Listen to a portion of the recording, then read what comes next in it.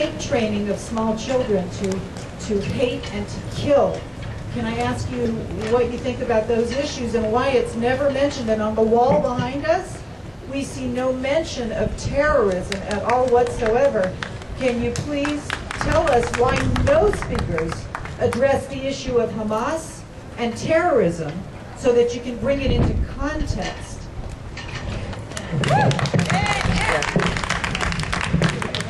Thank you for your question.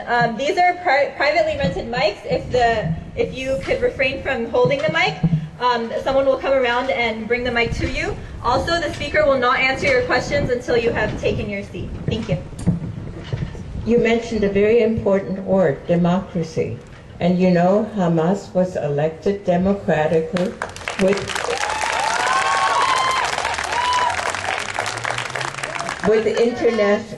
international observers there who found that there was no hanky-panky, that it was a very clean election. You know, and this election was called for by the Israelis and by the United States at the time. They wanted an election, but they wanted a different outcome. And when they didn't receive the outcome that they wanted, when Hamas was democratically elected, they chose to call them terrorists. No, they were terrorists long before they were ever elected. Terrorist group Hamas. Next question. Next question. Next question, please. What about terrorism? When did you become a self-loathing Jew? I don't hate myself. I think I'm a pretty neat person. I love myself.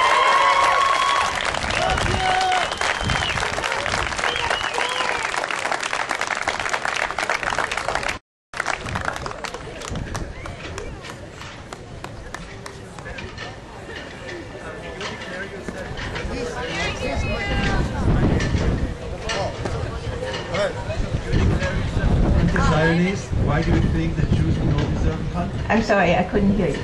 You declare yourself as anti-Zionist. Why do you think that Jews do not deserve a country?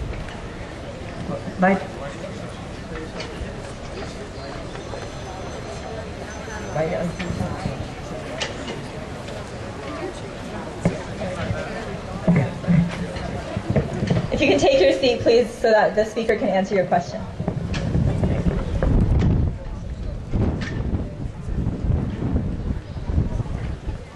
I am an anti-Zionist because under the guise or under the name of Zionism, horrendous things have been happening in the occupied West Bank and in Gaza. And I have seen those things for myself firsthand. I don't know if you've ever been to the West Bank or to Gaza and have seen what the Israeli government and the Israeli military there does. For instance, there is this horrendous wall, 25-foot high wall. Israel says it needs it for its own security, and they have every right to build a wall if they feel they need it for the security of its own people. But they need to build it on their own land and not in Palestinian land. That wall goes into Palestinian land sometimes 5, maybe 10 miles, and in the process of it being constructed, it's Palestinian homes, Palestinian businesses, Palestinian olive orchards are being destroyed. And in some instances, for instance, in the community of Aram, where I was in 2004, at that time the wall was not yet up, but the homes and businesses had already been destroyed to make room for that wall. But now that this wall is up, there are Palestinians living on one side of the wall, and there are Palestinians living on the other side of the wall. Now, how does that provide security for Israel? Why do you take the Arab side? Why don't you take your people's side? I'd like to thank you for coming and speaking. And we're very grateful to hear your perspective. My question regards different positions that Palestinians have on the situation. I was wondering what you thought of the position that that Palestinians should have the right to return to lands that they're ancestors owned and were displaced from?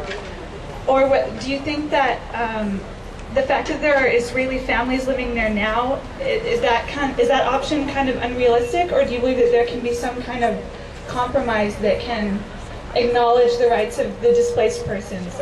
I guess my question is, do you think a two-state solution is more realistic, or a solution in which all people in the area, I guess, have a say in their government and their access to land? Sorry if that was not very articulate, but that's what I'm getting at. Thank you for your question.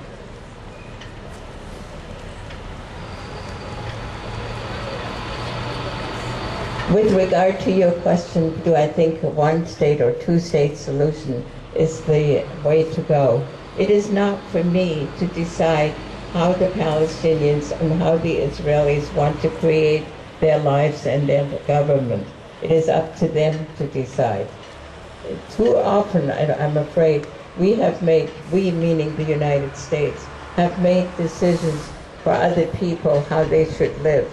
And so I am not going to be part of that. It is up to the Palestinian and the Israeli people to make that decision.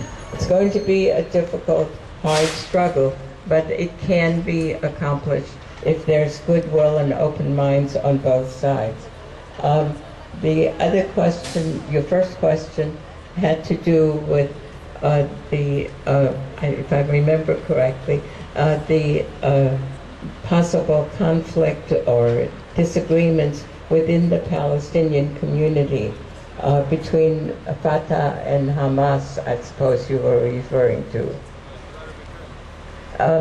And that is a troubling thought for me, that there is this kind of disunity, and there has to be unity in order to fight effectively against what the Palestinians are up against.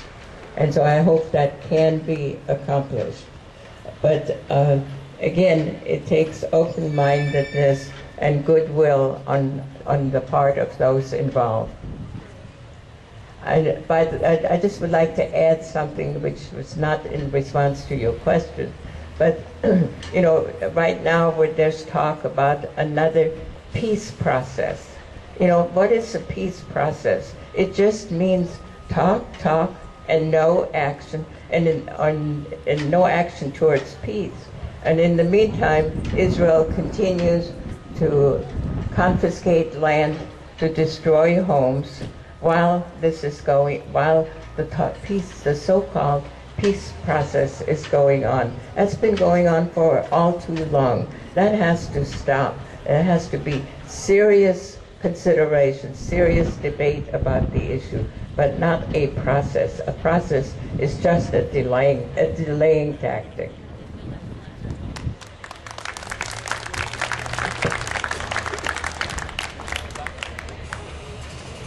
You seem like a very nice woman.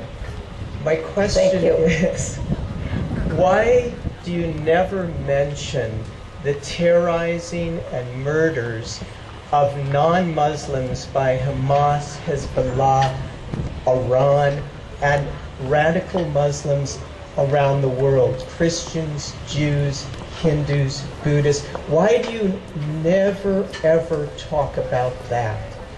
Right.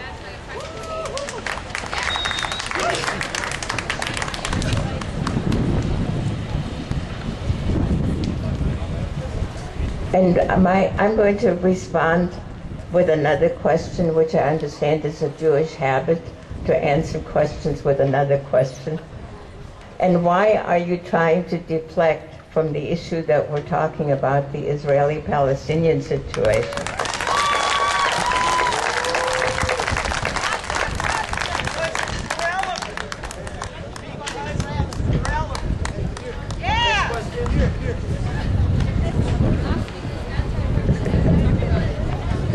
Last question, just because of time. Thank you.